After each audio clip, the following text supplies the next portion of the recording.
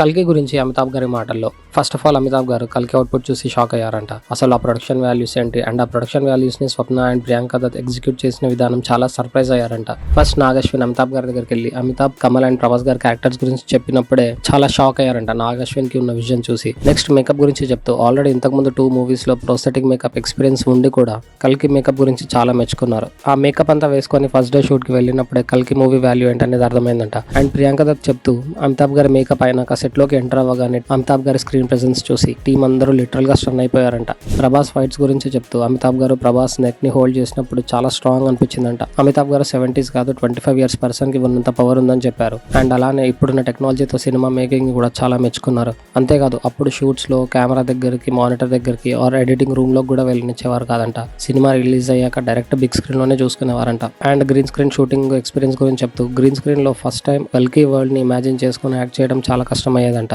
స్లోగా అలవాటైందంట. But cinema VFX అయిన తర్వాత చూసుకున్నాక లిటరల్ గా షాక్ అయ్యారంట ఆ విజువల్స్ అండ్ ఆ వరల్డ్ ని చూసి.